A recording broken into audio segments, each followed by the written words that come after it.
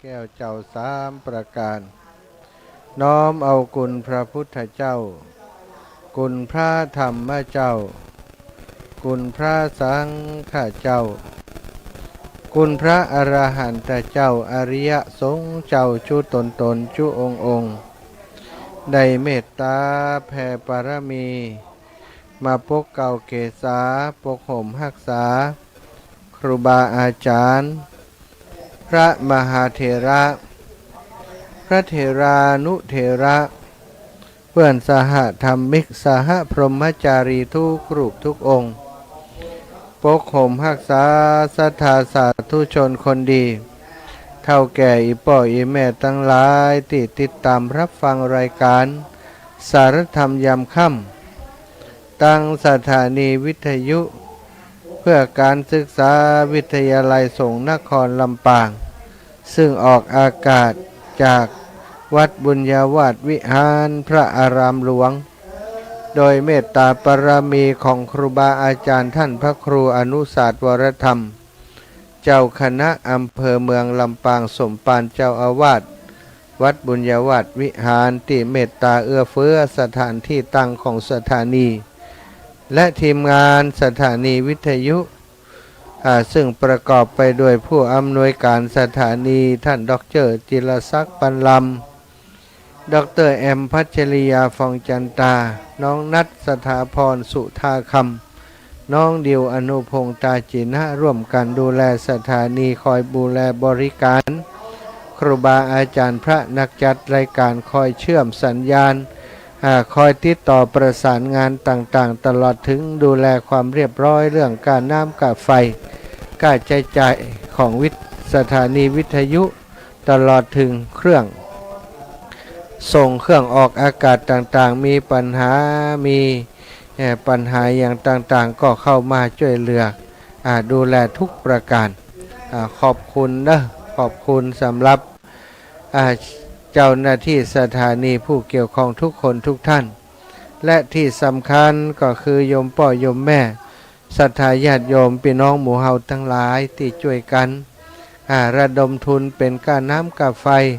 ถวายปัจจัยมอบปัจจัยมอบสตางค์มาทุกเดือนนะก็ทำให้สถานีของเฮาสามารถจัดรายการกันได้ตั้งแต่ตี3ถึง4 ทุ่มของทุกวันขอบคุณจริงๆสำหรับคนที่อยู่เบื้องหลังและอนุโมทนาบุญกับคนที่ช่วยเหลือเป็นค่าน้ำค่าไฟค่าใช้จ่ายต่างๆคือโยมพ่อโยมแม่ทั้งหลายทุกท่านทุกคนบุญกุศลที่ศรัทธาท่านเจ้าได้กระทำปั้มเป่งก็เหมือนกับเฮาได้ฮื้อธรรมะเป็นทานธรรมทานคือยอดทานเป็นทานอันยิ่งใหญ่ครูบาอาจารย์ได้ใจสถานีวิทยุในการออกอากาศถ้าบ่มีสถานีวิทยุเฮาก็บ่ได้พบปะกันเนาะมีสถานีวิทยุจึงทำให้ครูบาอาจารย์ได้มีโอกาสมาจัดรายการธรรมะวันนี้มาจัดรายการนอกสถานที่อีกครั้งหนึ่งมาที่วัดพรหมมงคลตาล้อเปิ่นมีกิจกรรมนะกิจกรรมที่จะมีการส่งน้ำพระธาตุในวันพรุ่งนี้ที่จะถึงวันนี้เปิ่นก็มีกิจกรรมแหลกของควันก้าอย่างของหมู่บ้านของชุมชนเสียงอาจจะดังเล็ดลอดมาเจ้าวกเวกวายวายนะโฆษกพิธีกรนะมัจฉากาชาติเอาของขวัญมาจับมานี่กันก็ม่วนนั่นกันอู้จากันก็เสียงก็จะดังรบกวนสมาธิการอู้การฟังนิดหน่อยก็บ่เป็นหยังเนาะมาอยู่ในสถานที่เปิ้น มาจัดรายการติดกับเปิ้นเนี่ยมันก็จำเป็นจะไปจัดที่อื่นก็บัดตันละนะก็คิดว่าเปิ้นจะจบตั้งแต่หัวค่ำปรากฏว่าปันนี้ก็ยังบ่จบเด้อบ่เป็นอย่างเด้อศรัทธาญาติโยมก็ฟังคงจะพอได้ยินอยู่เนาะก็สุมาอภัยถ้าหากได้ยินแล้วเสียงมันรบกวนบ่สบายใจอย่างใดก็ขอสุมาอภัยกับคนฟังทางบ้านตัวกันแล้วกันเอาละศรัทธาพบปะกันวันนี้วันที่เท่าใดวันที่4 เดือนมกราคม4 วันเข้ามาแล้วสำหรับปีใหม่นะก็จะไหว้พระสวดมนต์กันเนอะกราบพระพร้อมกันกราบ1พุทโธเมนาโถกราบ2ธัมโมเมนาโถ กราบสามสังโฆเมนาโถ อิมินาสการเณพุทธังอภิปูชยามิอิมินาสการเณธัมมังอภิปูชยามิอิมินาสการเณสังฆังอภิปูชยามิอะระหังสัมมาสัมพุทโธภควาพุทธังภควันตังอภิวาเทมิกราบสวากขาโตภควตาธัมโมธัมมังนะมัสสามิกราบสุปฏิปันโนภควโตสาวกสังโฆสังฆังนะมามิกราบนะโมตัสสะภะคะวะโตอะระหะโตสัมมาสัมพุทธัสสะนะโมตัสสะภะคะวะโตอะระหะโตสัมมาสัมพุทธัสสะ นะโมตัสสะภะคะวะโตอะระหะโตสัมมาสัมพุทธัสสะ พุทธังสารนังกัจฉามิธัมมังสารนังกัจฉามิสังฆังสารนังกัจฉามิตุติยัมปิพุทธังสารนังกัจฉามิตุติยัมปิธัมมังสารนังกัจฉามิตุติยัมปิสังฆังสารนังกัจฉามิตติยัมปิพุทธังสารนังกัจฉามิตติยัมปิธัมมังสารนังกัจฉามิตติยัมปิสังฆังสารนังกัจฉามิอิติปิโสภะคะวะอะระหังสัมมาสัมพุทโธวิชชาจารณะสัมปันโนสุขโตโลกวิทูอนุตตโรปุริสธัมมะสารทิสัทธาเทวมนุษสานังพุทโธภะคะวะติสวากขาโต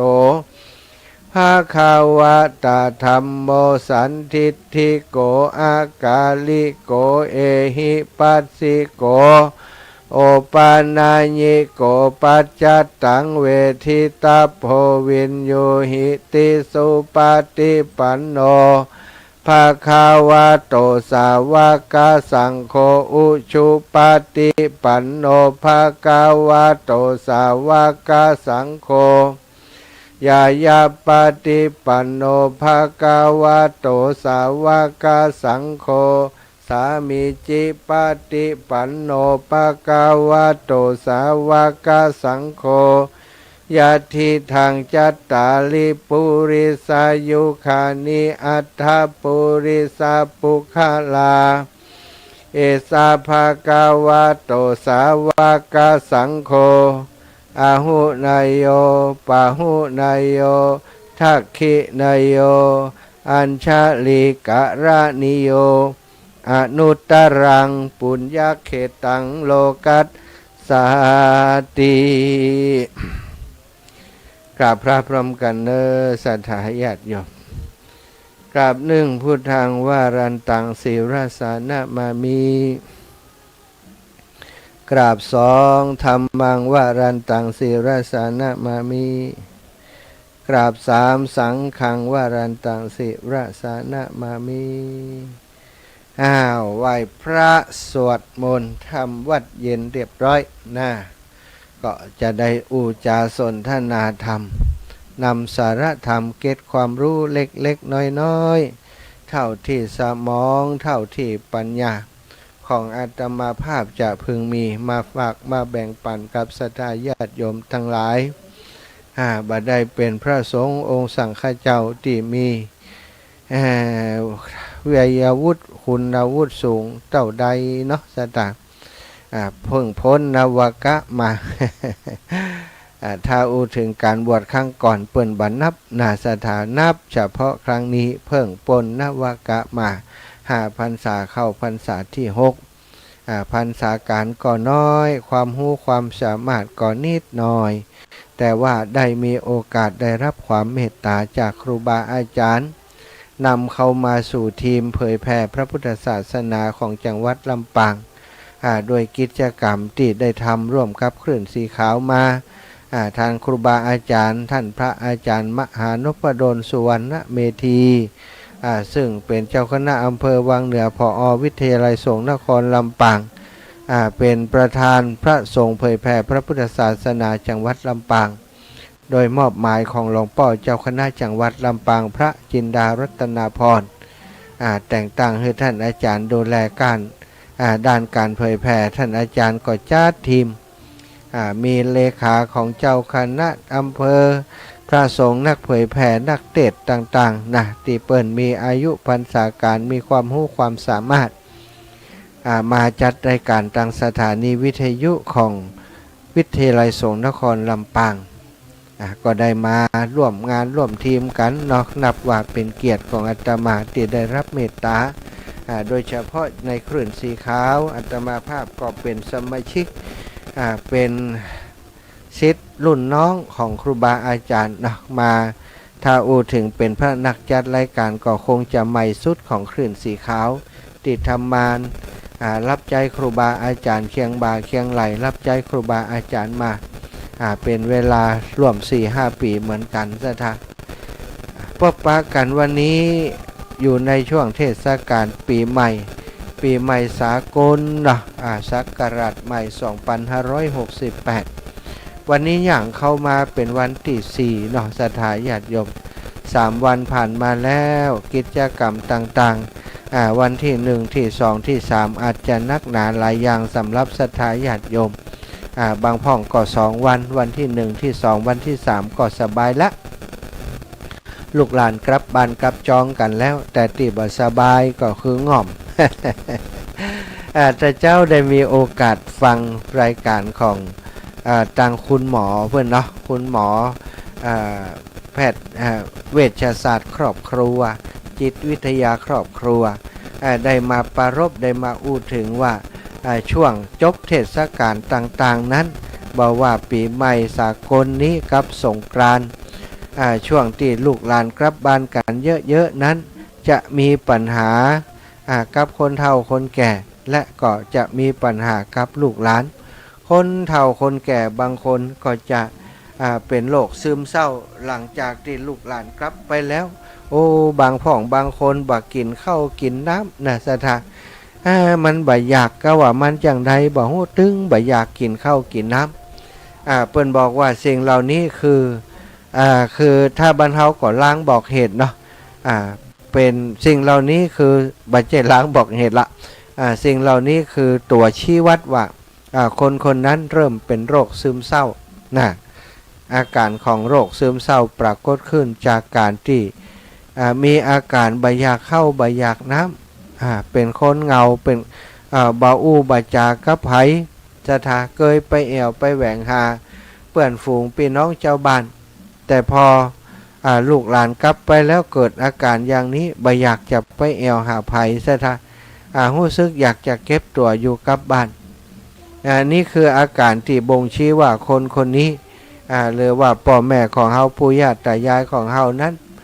เข้าสู่อาการโหมดของอาการซึมเศร้าถ้าลูกหลานได้พบว่ามันเกิดอย่างนี้ขึ้นกับพ่อกับแม่กับญาติผู้ใหญ่ของเฮา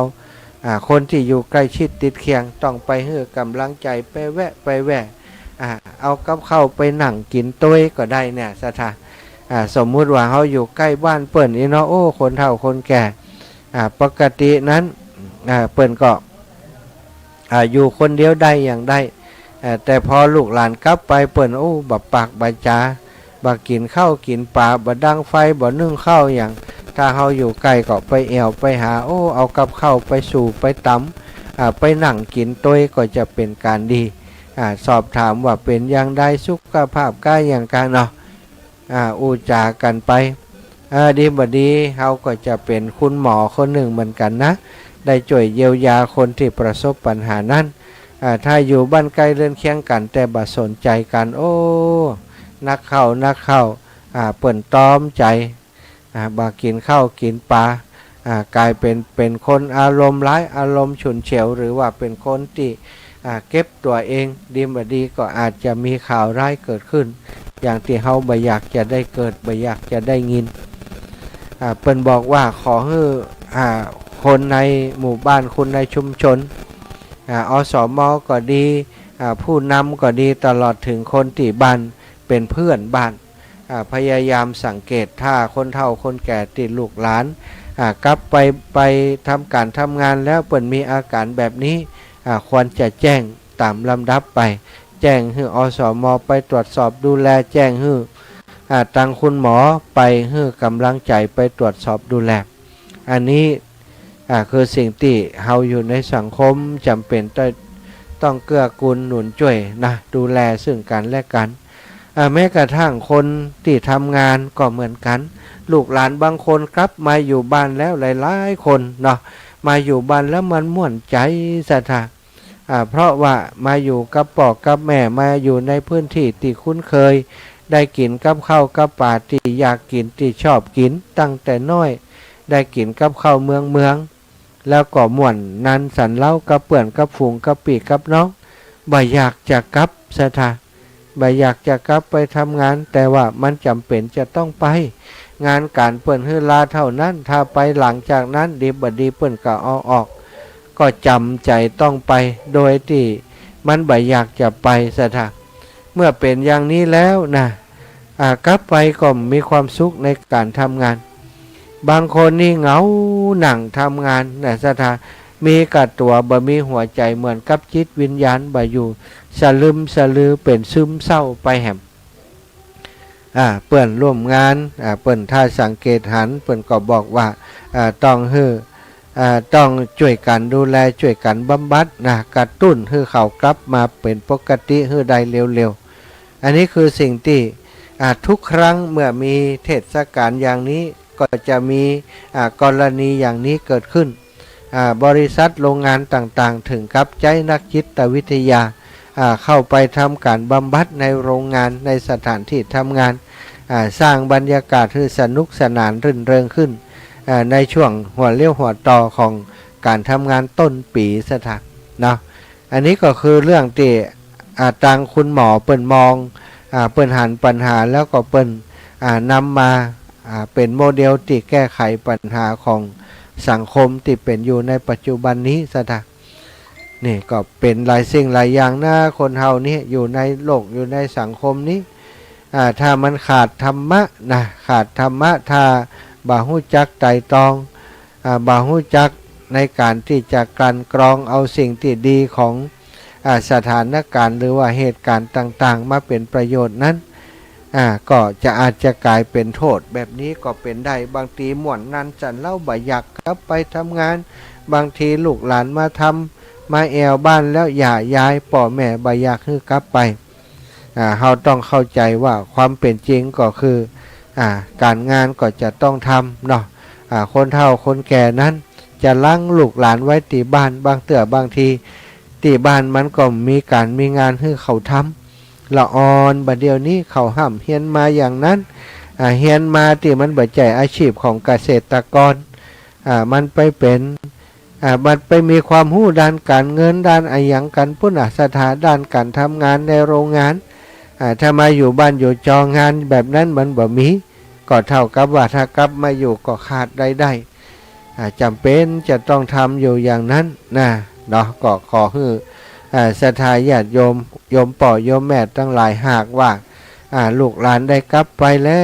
วเนาะรู้สึกง่อมรู้สึกเหงาก็เอาธรรมะเป็นเปื่อนนะฟังธรรมะฟังครูบาอาจารย์ที่เปิ่นจัดรายการนี้โทรมาหาเปิ่นพ่องมาอู้มาเล่าระบายให้เปิ่นฟังพ่องก็ได้ อู้เรื่องลูกเรื่องหลานก็ได้อู้เรื่องชีวิตของเฮาให้เปิ่นฟังก็ได้อายุเท่าใดแล้วบัดเดียวนี้อยู่คนเดียวโอ้ลูกหลานกลับไปง่อมเหงาขนาดอาจารย์เอ้ยอีแม่นี่บ่ม่วนใจเลยบัดเดียวนี้บ่อยู่คนเดียวบ่มีไผอยู่ต้ย อู้กันได้เนอะโทรไปอู้ไปจ่าโฆษกพิธีกรนักจัดรายการอย่างลุงโบนี่ก็ได้นะสถาเปิ่นจัดรายการเพลงประมาณ10 โมงถึงเที่ยงโทรไปอู้ไปจ่าไปขอเพลงก็ได้บ่ฮู้จะขอฮื้อไผก็ขอฮื้อตัวเก่า เนาะอันนี้ก็ช่วยกันดูแลสังคมร่วมกันเนอะธรรมชาติของชีวิตเฮาบ่จากกันวันนี้ก็จอกจากกันวันหนึ่งมันบ่มีอย่างจะอยู่เที่ยงแท้แน่นอนถาวรหรอกสถาวันหนึ่งเฮาก็จะจากลูกหลานไป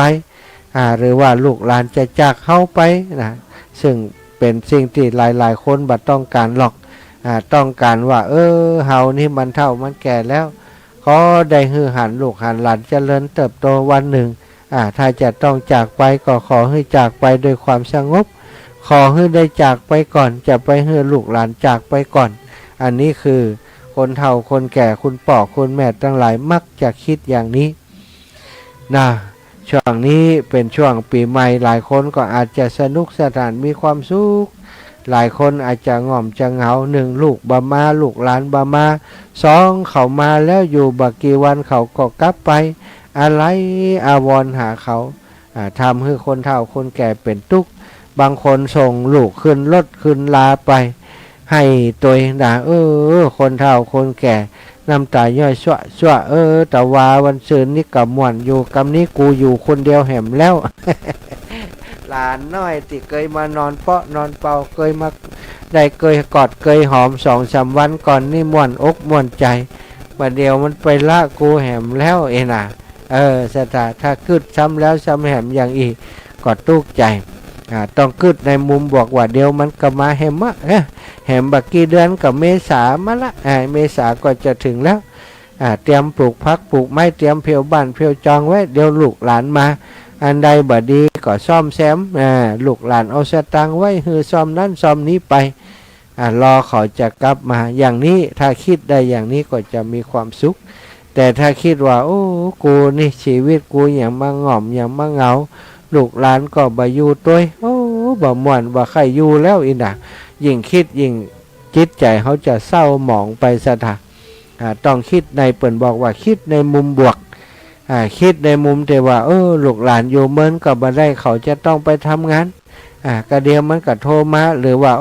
จากมันเตอะบ่เดียวนี้ใครหันหน้ากันก็หันได้โทรศัพท์หากันทุกวันเหมือนกับอยู่ด้วยกันเนี่ยนะเพียงแต่ว่าบ่ได้หันหน้ากันบ่ได้เพราะเขาโทรมาทุกวันบางคนก็จ้างแผ่ววิดีโอคอลปุ่นนะคนเฒ่าคนแก่นี่กดพอหน้าพอตาลูกหลานไปตัวก็ได้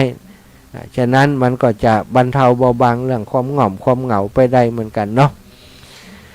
สัจธรรมของชีวิตมีเกิดมีแก่มีเจ็บมีตายมีปบปะมีพลัดพรากเป็นเรื่องธรรมดาเป็นสิ่งที่เกิดขึ้นเป็นธรรมดาศรัทธาญาติโยมทั้งหลายในพุทธศาสนา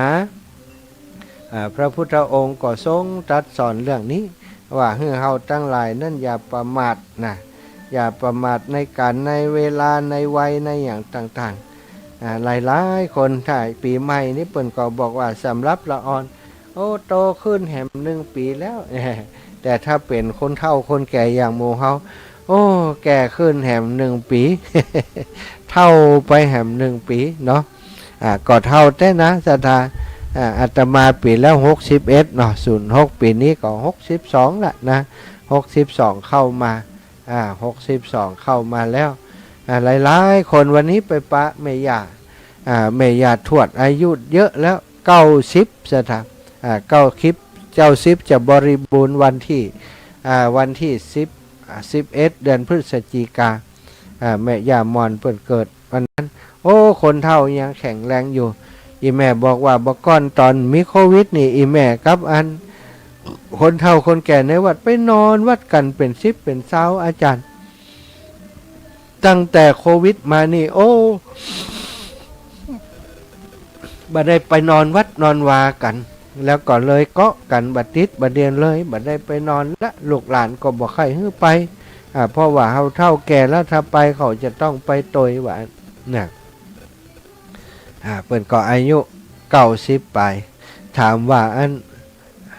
อยากจะได้อายุมีอายุยืนก็อุ้ยมอนโอ้แม่มอนไข่ปอแล้วอินดูเขาที่พ่อเฮา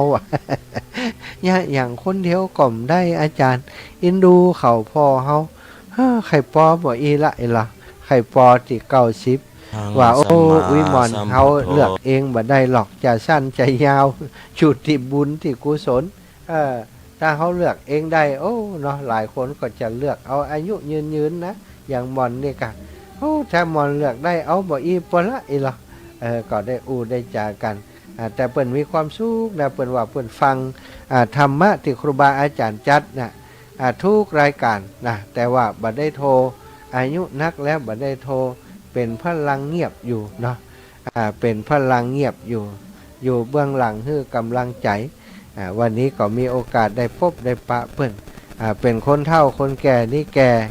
เป็นแก่ด้วยบุญแก่ด้วยกุศลแก่ด้วยบุญญาบารมีเนาะความจริงนั้นคนเฮาแก่เนี่ยครูบาอาจารย์เคยได้ฟังครูบาอาจารย์เปิ้นว่าบางคนนี่แก่แดดแก่ลมว่ะ อย่างเฮาว่าแก่แดดนะเนาะละอ่อนตัวยังบัดโตกำแต่เรื่องของคนใหญ่เนี่ยชลิตอย่างคนใหญ่นะเปิ้นจะว่าแก่แดดคนเฮาของเฮานี่ก็มี2ประเภทอย่างที่1เปิ้นว่าแก่แดดแก่ลมแก่แดดแก่ลมก็คือคนที่ปล่อยวันเวลาผ่านไปแต่ละวันแต่ละเดือนแต่ละปีโดยบ่ได้ทำความดีเป็นชิ้นเป็นอันอย่างคือเกิดขึ้นกับตัวอยากจะอย่างก็ทำตามอารมณ์ตามกิเลสบงการใจชีวิตอยู่ไปวันๆสถานประเภทนี้เปิ้นบอกว่าแก่แดดแก่ลมแก่กะโหลกกะลากะว่าเนาะที่คนเฒ่าเพิ่นยังว่ากันนั่นนะแก่อย่างนี้ก็แก่ไปก็ตายเปล่าอันนี้คือคนเฒ่าประเภทที่1ประเภทที่2นะอย่างครูบาอาจารย์เพิ่นบอกก็คือประเภทที่เป็นผู้ที่แก่บุญแก่บารมีแก่ศีลธรรมกรรมฐานคือผู้ที่ว่าฮู้ว่าคนที่คือคนที่ฮู้ว่าวันเวลามันมีน้อยนะฮู้ว่าห้ามวันห้ามเวลาบ่ได้แต่ห้ามความชั่วได้วันเวลามันเปลี่ยนไปติ๊กๆนะสถานทุกเวลานาทีบ่สามารถจะชุดมันไว้ได้บ่สามารถจะห้ามมันบ่ให้ไปได้แต่เฮาทั้งหลายห้ามใจของเฮาห้ามกายห้ามวาจาห้ามใจของเฮาบ่ให้ทำความชั่วได้เพราะฉะนั้นตลอดทั้งปีที่ผ่านมาคนแก่ประเภทนี้ก็จะทำแต่สิ่งดีสิ่งงามความชั่วบ่ฮู้ว่ามีกี่รูปแบบทำความชั่วแบบหยาบแบบละเอียดอบายความชั่วแบบหยาบก็อย่างอบายมุขต่างๆหรือความชั่วที่ละเอียดเช่นความคิดที่บ่ดีบ่งามก็พยายามห้ามใจตัวเองบ่ให้คิดนะคือคำพูดที่จะทำให้คนอื่นสะเทือนใจจะทำให้คนอื่นตุกใจก็ห้ามปากตัวเองบ่ให้บ่ให้พูดเบรกตัวเองให้เป็นคนที่บ่ขี้โกรธขี้เกียจง่ายบ่ยอมเฉียดเข้าไปใกล้อกุศลกรรมทั้งหลายคือการทำความบดีทั้งหลายบ่ว่าจะอยู่ในรูปแบบใดก็ตามหากมีโอกาสก็เป็นต้องสร้างสมคุณงามความดีทำบุญทำกุศลอย่างเต็มกำลังใช้ชีวิตอย่างนี้วันคืนที่ล่วงเลยผ่านไปก็จะเปลี่ยนเป็นบุญเป็นกุศลเป็นปารมีทานปารมีศีลปารมีภาวนาปารมีเนกขัมมะปารมีติดตนติดตัวของเฮาไปซะถ้าถ้า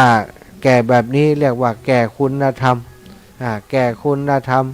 สร้างบุญสร้างปารมีข้ามภพข้ามชาติต่อไปอดีตและอนาคตมีประโยชน์ถ้าหู้จักจับแง่คิดพระสัมมาสัมพุทธเจ้าทรงสอนให้ชาวพุทธบ่ประมาทในการดำเนินชีวิต โดยฮือคาถาเอาไว้ฮือมันสวดมนต์ทบทวนตัวเอง2 บทนะบทแรกใจสำรับเตือนคนที่ค่อนข้างเกียจคร้านชอบพัดวันประกันพรุ่งคือมันถามตัวเองว่าทุกวันทุกคืนว่าคืนวันล่วงไปบัดนี้เฮาทำอะไรอย่างอยู่เนี่ยศรัทธาพอถามตัวเองได้อย่างนี้เป็นประจำแล้วผู้มีบุญจะหายประมาททันทีหายประมาททันทีและจะมีกำลังใจที่จะทำความดีต่อไปคาถาบทที่2นะก็คือสิ่งที่แล้วก็คือมันแล้วไปเรียกกลับคืนมาบ่ได้สิ่งที่ยังมาบ่ถึงก็บ่แน่ว่าจะมาหรือบ่มาเพราะฉะนั้นผู้ที่บ่ประมาทสมควรที่จะทำปัจจุบันให้ดีที่สุดศรัทธามีอยู่2 ประการด้วยกันอย่างที่1บอกตัวเองว่าวันคืนล่วงไปบัดนี้เฮาทำอะไรอย่างอยู่เนี่ยอะไรอย่างอยู่บทที่2นะเรียกว่าให้เตือนสติตนเองว่าสิ่งที่แล้วมันก็แล้วไปเรียกกลับคืนอย่างมาบัดได้สิ่งที่ยังมาบัดถึงมันแน่ว่าจะมาหรือไม่นะจะเป็นอย่างนั้นหรือไม่บ่ต้องไปคิดไปกังวลอะไรอย่างนักเพราะฉะนั้นอยู่ด้วยความบ่ประมาททำปัจจุบันให้ดีที่สุดในการที่จะทำสิ่งที่ดีๆอย่างเดียวซะท่านสิ่งที่ดีสิ่งที่มีประโยชน์สิ่งที่เป็นบุญเป็นกุศล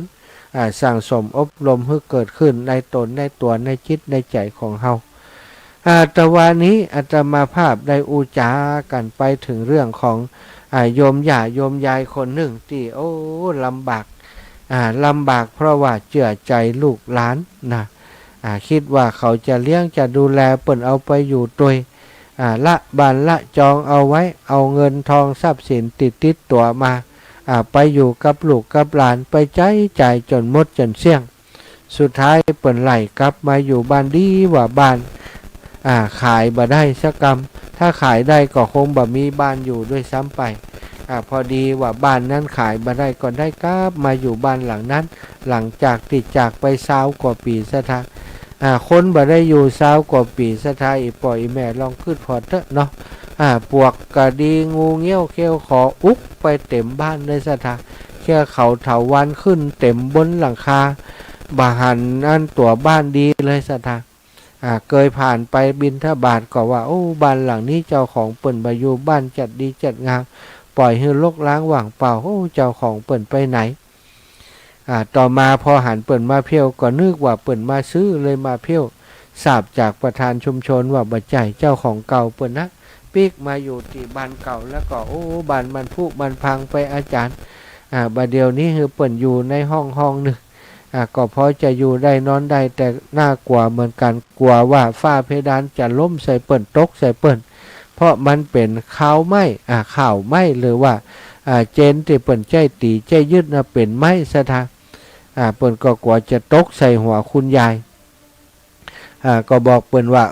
อันยังบ่ช่วยกันอันแปลงกันนี่แล้วมันบ่มีงบประมาณอาจารย์บ่ฮู้จะเอาตังค์ที่ไหนมาช่วยไปพอเปิ่นก็เลยไปยื้อพอเปิ่นแล้วก็ตัดสินใจไหนก็ไหนละหันเปิ่นลำบากแล้วจะทอดทิ้งนิ่งดูได้ไปบ่ทำอะไรอย่างก็คงบ่ดีถ้าเกิดเปิ่นเป็นอย่างไปก็จะเสียใจบ่ลุ้นเนาะเลยบอกคือช่างเข้าไปดูไปพอตอนนี้ช่างเข้าไปตะวาแล้วสถายปล่อยแม่ตั้งหลายไปลื้อส่วนที่เป็นอันตรายแล้วก็จะเข้าไปทำวันพรุ่งนี้นะวันนี้นี่เปิ่นไปธุระช่างเปิ่นไปซื้อข้าวซื้อของเตรี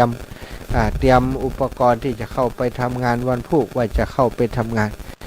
ได้จ่าไปว่าศรัทธาญาติโยมที่ฟังรายการตะวันนี้อยากอาตมาจบ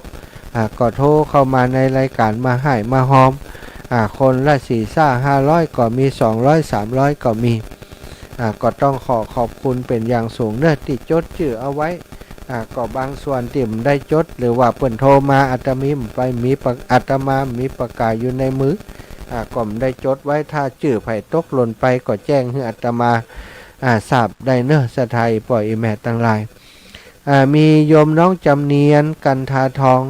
ป ป่อบุญธาธีรโพบ้านน้ำโทงเปิ่นหอมมา500 บาทแม่ยาเล็กปาวลีอินสุวรรณพร้อมครอบครัวก็หอมมาแหม500 บาทแม่บัวเย็นจันทบพร้อมครอบครัวหอมมาแหม200 บาทแม่เพนณลำปูนหอมมาแหม200 บาท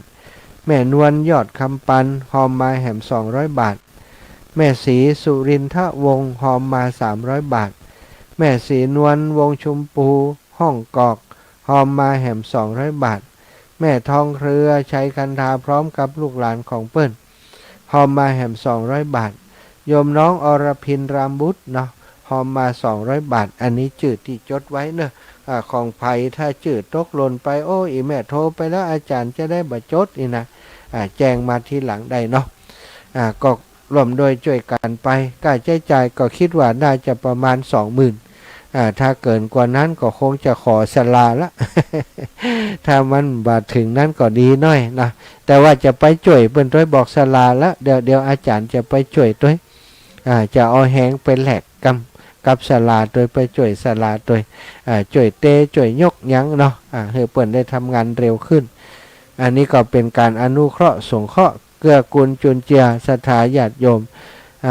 ที่เป็นคนเฒ่าคนแก่ที่เปิ้นลำบากซะท่าเปิ้นบ่มีลูกมีหลานดูแลแล้ว86 ปีมาอยู่คนเดียวโอ้เป็นตาดีเอ็นดูก็บอกประธานชุมชนแล้วว่าเปิ้นขาดอย่างก็บอกเตอะกับข้าวกับปลาข้าวสารอาหารแห้งก็พยายามจะเสิร์ฟจะเอาไปช่วยเหลือเปิ้นจะอยู่กับลูกกับหลานจะอยู่กับหมู่เฮาไปแหมสักกี่ปีก็บ่ฮู้เนาะเฮาก็เหมือนกันจะอยู่ดูแลเปิ้นได้ต่อใดก็บ่แน่ใจแต่วันนี้มีลมหายใจอยู่สร้างสมอบรมคุณงามความดีไปบุญกุศลบ่ใจว่าหาทำได้ง่ายๆเหมือนกันซะท่าหลายคนว่าบุญนักล้ำไปเดี๋ยวก็บุญนั่นเดี๋ยวก็บุญนี้นะซะท่าสำหรับคนที่หุ่มทำบุญเปิ้นก็บ่จมคนที่บ่หุ่มทำบุญก็ธรรมดาเปิ้นก็ต้องจมอย่างอีกแต่ว่าถ้าเฮาพึงพอใจก็ทำเนาะอย่างที่เฮาพอใจก็จะไปทำจะไปฝืนความรู้สึกตัวเก่าการที่เฮามีโอกาสมีลมหายใจอยู่ถ้ามีโอกาสสร้างสมคุณงามความดีก็ทำกันไปซะท่านะถ้าเฮาหมดลมหายใจแล้วอยากจะทำต่อได้ก็บ่สามารถจะทำได้เอาละศรัทธา1945เนาะก็เปิดสายให้ศรัทธาญาติโยมได้โทรเข้ามาเนอะแม่กาบแก้วศรีอินแก้วโทรมาได้เนอะแม่โทรมาได้ตายไปเอาเงินไปบ่ได้แต่ขาดเงินก็รู้สึกเหมือนจะตาย เงินซื้อความฮักบ่ได้แต่ความฮักจะเสื่อมถ้าขาดเงินมีคนส่งมาถวายความเคารพครับหลวงตาโอ้โหอาจารย์สุดยอดเลยครับขอบคุณอีกแล้วครับเนี่ยเข้าท่าเลยแหละครับผมพุทธองค์เลยดีใจเลยเนี่ยโอ้ครับหลวงตาครับไก่แม่อาจารย์ไก่เลยที่เปิดนี่ไก่ไหมเนี่ยที่เปิดเพลงเหรอหลวงตาไม่ใช่ที่ว่าที่อาจารย์เปิดอยู่ตอนนี้อยู่ที่ไหนอยู่ที่วัดพรหมมงคลท่าล้อครับดอยหล่อครับเชียงใหม่ครับเชียงใหม่มันเสียงไม่ค่อยนั่นเท่าไหร่ได้ยินเหมือนกันนะได้ยินแต่ไม่ค่อยชัดเลยมันอ่อนไปหน่อยนึงครับหลวงตาครับอาจารย์ฟังเลยผมโอ้โหซึ้งใจเลยสาธุครับหลวงตาผม77ไม่รู้ใช่หรือเปล่าไม่รู้นะครับหลวงตาเขาจดสมัยก่อนมันจดข้างฝาไงครับหนังสือนี่มันเมื่อสู้เดี๋ยวนี้ไม่ได้อาจารย์ครับผมอาจารย์แสดงธรรมสุดยอดแล้วเนี่ยไม่ได้กลับแล้วนะอาจารย์นะครับผมขอบคุณครับยังมีลมหายใจก็เรื่อยๆไปก่อนครับผมนิพพานแล้วไม่เอาแล้วสาธุครับสาธุครับอยู่ที่บ้านขอบคุณมากครับผมหลวงตาเป็นกำลังใจทุกวันแม่กาบแก้วศรีอินแก้วเจริญพรแม่เจ้ายมแม่กะหอมอยู่200เด้อถ้ามาตักบาตรยมแม่เงินเนาะเจ้าแต่ว่าอีแม่นี่จ้ะแม่กาบแก้วลาก็ไปแต่เจ้านี่ปีไปแต่เจ้านี่คือปลาเหลียวแต่เหลือรถออกบ้านอย่างให้เนาะก็นี่เอามาให้เนาะไปเผื่อนาทีนะเจ้าใจมันมีส่วนมันอยู่ด้วยกัน 2-3 วันมันถึงเหงาหั่นน้อยแต่ก็เข้าใจเอานะเนาะเขากินแกงผักปังมักก็ใกล้ปีโอ้กินแกงห่อไปแหมกันนะจัน โอ้ยดีอะดี แกงสะเล่ฮอแกงปักปังไปพุ่นนะมีกำลังใจมีกำลังใจเนาะหันลูกกินแล้วแม่ก็ม่วนให้เนาะคนไปแยกการมาใจเจ้าใจมาให้ละใหญ่ละมาบินบาทเมื่อใจก็เอานะเจ้าสาธุเจ้าสาธุเจ้าสาธุเจริญพรแม่ย่าไรต่างถิ่นเจ้าย่าอันดีว่าเนี่ยแม่เนี่ยคนนี้ตีนอนก็ตีนอนมีอยู่แม่ตีนอนมีอยู่มีแหละเจ้าแม่มีเยอะโอนไป200เด้อหอม200แม่ย่าไร200นอเราแม่ไหลต่างถิ่น200พร้อมขอบครัวนอบัวไหลกะบัวไหลกะบัวไหลนะโอ้กะมีบัวเดิมใส่เคยใส่มันไหลแม่กะไหลบ่แม่กะไหลบ่จะอยู่ยังนี่อ่ะอยู่เพ่แม่อยู่อันดอยหล่อเพ่แม่วัดพรหมมงคลมันผูกร่วมงานก็เปิ้นแล้วก็กลับแม่ไปเหมือนได้น่ะมาตะวาแล้วแม่นอนตะคืนนอนไฟหินวันนี้นอนเพ่วันผูกก็กลับบ่พอเลยนะก็เดียวอันน่ะชุดเดียวมีหยังผ้าคลุมไหล่ก็เป็นผ้าเช็ดตัวเหี่ยจบข่าวสาธุนะยาไว้เจ้าบุญทักษาเจ้าโยมแม่เจริญพรแม่ศรีสุรินทวงศ์เจ้าพ่อจันเจ้าแม่ฝากละออนโอนไปแล้วตอน11:07 นาทีอ่ะเจ้าอีแม่เรียบร้อยแล้วเนาะ200มันบอกค่ะ200ล่ะเจ้าสาธุนะแม่เนอะขอบคุณบุญกุศลร่วมกันเนาะคนเล็กคนน้อยกับพรอันคนที่เป็นเจ้าภาพเก้าไปหน่อย จะเสี่ยงแต่หัวจะตัดสินใจเพื่อละเขาทำไปแล้วนะเจ้าอีแม่ก็สู้ๆต่อไปเนาะจ้าแม่สู้เป็นกำลังให้ศรัทธาญาติโยมได้มีโอกาสสร้างบุญด้วยกันเด้อเจริญพรแม่สมใจปีบ้านใหม่เจ้าแหมม200เลยแม่สมใจแหม200แม่สมใจกับแม่กับเจ้าเลยโหลดตังค์นะปีบ้านใหม่เจ้าแม่มาบิณฑบาตวันไหนก็บอกให้แม่จิมเดี๋ยวจะไปฉันเพลพุ่นสักวันเจ้าบ้านแม่กับแก้วเนาะเจ้าบอกลงหน้าด้วยนะจะทำกับข้าวเจ้าแม่เจ้าไปบิณฑบาตมาได้อู้กันเดียไปฉันเพลใช่ได้อู้กันได้นะรายการต้องมันหนังกระตุ้นวันก่อนเนาะเจ้าเดี๋ยวนัดกันเนาะเจ้าบอกเจ้าเดี๋ยวนี้อยู่ไหนก็อยู่วัดพรหมมงคลตลอดเชียงใหม่แม่ดอยหลอรอบกลับมาได้หรอวันผูกตอนบ่ายแม่แต่เนี่ยสวยดีเนาะสาธุแม่เจ้าดีมีชุกเจ้าแม่สมใจปีบ้านใหม่เจริญพรโยมแม่เพนสารเจ้าพระสารเจ้าแม่โอนสตางค์แล้วนะเจ้า200 บาท200 บาทเนาะเจ้าสู้ๆนะเจ้าสู้อยู่แล้วขอหมู่เฮาสู้ด้วยกันสู้เนาะเจ้าโยมแม่สู้กันไปนะเจ้าเจ้าอีแม่เป็นกำลังใจให้แม่ตัวเนอะแม่เพนนี่ก็สู้ชีวิตอยู่ตัวคนเดียวทำงานรับจ้างมัดนะบางอมืองอเท้าช่วยเหลือตัวเองดูแลตัวเองงานบุญงานกุศลลำปางเพื่อขึ้นรถมา ใจถึงขึ้นรถมาช่วยกันช่วยงานขึ้นรถกลับคนเดียวเป็นตาดีอินดูวันนั้นก็ไปนอนที่วัดบรรพต2 คืนเนาะแม่เพนณลำพูนนี่แม่เพนกับแม่น้อยอินยาศรีเปิ่นมีพวกเปิ่นเป็นมีกลุ่มเปิ่นไปเปิ่นก็ไปนอนช่วยกันช่วยงานคนโสดก็ดีไปอย่างเหมือนกัน อีป่อแฟนเปิ่นได้เสียชีวิตไปแล้วโยมแม่น้อยก็เหมือนกันเนาะก็เลยสบายใจเวลาจะมาจะไปที่ไหนบ่มีไผเดือดร้อนต่อใดก็ขอบคุณครับสถานเนอะ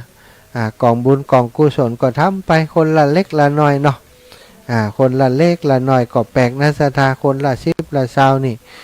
เวลาอาตมาทำกิจกรรมอย่างบางเตือจะได้ออกคนเดียวเกือบจะไม่ได้ออกก็มีนะขอว่าสิ่งใดที่มันเป็นประโยชน์เนาะบ่ใจว่าทำสเปะสปะอันนี้บ่เกี่ยวกับเขาไปทำอีกก็บ่ใจ ถ้าสิ่งใดมันเป็นประโยชน์มีประโยชน์ต่อคนอื่นก็ทำซะทะเจริญพรโยมแม่ไม่ต่อเจ้าเอาออกเชียงใหม่ก่อนแล้วนี่แม่เกสรชัยวุฒิแม่ร่วมทำบุญ200นะเจ้าแม่ร่วมกับอันแปลงบ้านคนเท่านี่ล่ะเจ้าได้เลยจ้าแม่เกสรแล้วจะโอนไปเด้อได้โยมแม่เจ้าสาธุอนุโมทนาบุญขอให้ปีใหม่นี้แม่อยู่ดีมีสุขนะลูกหลานตันเต้าทุกท่านทุกคนอยู่ดีมีสุขโดยขอบคุณหลายท่านหลายคนเปิ่นก็โอนมาบางแต่เปิ่นบัดโทรมาสถาแต่เปิ่นก็ส่งมาตั้งไลน์เนาะขอสุมาเตะวางนี้มีแขกตลอดเลยเจ้าบ่มีโอกาสฟังเลยเจ้าบ่เป็นอย่างเจ้าขอบคุณมากที่ส่งข่าวมาเจ้าโยมปีสาลิกานะกันนิกาสาลิกาพินโย24พี่น้องเปิ่นอยู่ใกล้ๆวัดฝ่ายหินแต่คืนไปนอนวัดฝ่ายหินติดต่อไปหาเปิ่นเปิ่นว่ามีแขกเยอะแขกมาพักที่บ้านเปิ่นเนาะก็เลยบ่ค่อยได้ฟังรายการต่อได้ว่าบ่ได้ฮู้ข่าวขอบคุณศรัทธาญาติโยมตั้งแจ้งใหม่ว่าวันนี้แม่ยายพรรับปิงแม่ยายพรกดเตียจังโทรมาเนาะแม่ยายพรนี่ก็ขี้ง่อมเหมือนกันนะโทรมาทุกวันแม่วันนาเจ้าแม่วันที่18นี้ได้มาวัดหนองไข่หรอมาอย่างไรวะแปลงที่นอนไว้เด้อไม่ใช่ถ้ามาเอาวันจะดินมาสัก2 อันเนอะเอาไปเช้าได้เลยเจ้าสัตว์ตุนะแม่นาปากันเนอะบุญรักษาเจริญพรโยมพี่เจ้าไว้สัตว์เจ้าได้กลับไปอยู่หิมหันแต่คืนเจ้าอันเดี๋ยวขอห้อม300เจ้าโยมโอนไปห้อมแบ่งบ้านนะเจ้าเจ้าวันเลขบัญชีเดิมมันก็เจ้าแม่นละโยมแม่โยมปีเจ้าแม่นละเจ้าเดี๋ยวโยมโอนไปเจ้าไปสาธุโยมสาลิกาพินโยกันนิกาพินโย24พี่น้องหอมมา300เจริญพรแม่ยายพรหลับแล้วเหรอรับเถอะย่ำรับเถอะการับดึกแต่ว่าเดี๋ยว4 ทุ่มแล้วลูกไอ้ล่ะบ่สบายกันน่ะเนี่ยกินย่ำสมัครนั่นน่ะฝั่งน่ะกันน่ะสมัครเขาน่ะ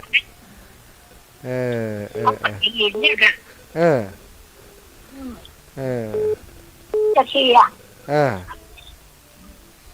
จะโทรไปด้วยจิ๊กนะน่ะเจ้าดีละสาธุแม่ยายพรเนอะบุญรักษายายพรขอให้ยายพรอายุยืนยาวฟังวิทยุไปเมินเจริญพรอีแม่มีอย่างแหมกันลูกก็แขนเจ้าท่านอาจารย์แม่อัมพรเทพรมวงศ์ปันหอมแต่งบ้านให้คุณยายเห็น200เจ้าท่านแม่อัมพรเทพพรมวงศ์คนได้ยินเดี๋ยวว่าฉันเห็นนะกับคนดีใจเอาไปกลับไปวันใดพ่อแม่นี่กับเร็วๆเนี้ยกลับไปลำปางก่อนวันอังคารไปโรงเรียนเด้อเจ้าโรงเรียนเปิดแล้วเจ้าแม่ถ้าจะไปก็บอกก่อนเอาหมู่อีแม่ว่างสะดวกว่างเก่งว่าขี้ขวางสาธุเจ้าเป็นพักการเป็นพักฟังเจ้าแม่เจ้าสาธุแม่อัมพรเทพพรมวงศ์เนาะเพิ่มเติมมาแม่เกสรชัยวุฒินะบ้านการกนกเชียงใหม่200 บาทโยมปีสาลิกาโยมปีกันนิกาพินโย300 บาทแล้วก็แม่อัมพรเทพพรมวงศ์บ้านหัวฝายแฮม200 บาทเนอะอนุโมทนาบุญกับโยมแม่โยมปีโยมน้องทุกคนทุกท่านที่ร่วมบุญมาเนาะที่เพิ่มเติมใหม่วันนี้มีแม่กับแก้วสีอินแก้วแม่ไล่ต่างถิ่นนะแม่สมใจปีบ้านใหม่คนละ200 เจริญพรโยมแม่ขันคำแม่ก็จะหอม200เจ้าอ๋อโยมแม่ก็จะหอม200หมู่ค่อยหอมค่อยโอนไปเฮือนเจ้าเดี๋ยววันนี้ลูกสาวบ่อยู่เป็นอย่างโยมแม่จดชื่อไว้ก่อนก็ดีละแม่แม่ขันคำบุญชูเนาะอายุ89แล้วกับปีนี้ยังเจ้า80แต่มันย่าง88ก็ได้อ๋ออย่าง88 89เอาไว้หันก่อนปีหน้าก่อยปะกันมันจะเคยสบายวังนี้นะเจ้าโยมแม่เป็นโรคกระดูกพรุนแล้วก็มันปวดเจ้าเดินบ่ค่อยได้ดีโอ้เจ้าเนาะเป็นโรคของคนอายุหนักโยมแม่แล้วก็ผู้หญิงนี่ส่วนใหญ่มันแคลเซียมมันเสี่ยงเนาะเลี้ยงลูกเลี้ยงเต้าใส่บาตรที่บ้านนี้ถึงวันน่ะบ่ได้ไปวัดได้จักมื้อละโอ้ดีไปได้มันเดินเข้าแค่น้ำโมนี่บ่อยากไปเลยเจ้าลำบากคนไปส่งเนาะแม่เนาะจ้าสาธุโยมแม่เด้อสาธุญานะจ้าสาธุจ้าโอ้80ปลายแล้วโทรมาได้อยู่เก่งแต่เนาะอรศรัทธาญาติโยมป่อยโยมแม่ทั้งหลายเวลาตุลูกหมดแล้วเวลาหมดเวลาก็ขอนำรายการจากลาศรัทธาไปด้วยเวลาเพียงเท่านี้ขอความสุขสวัสดีจงมีแก่ศรัทธาสาธุชนคนดีทุกคนทุกท่านจัตตารโอธัมมาวัฏันติอายุวโนสุขังพระลา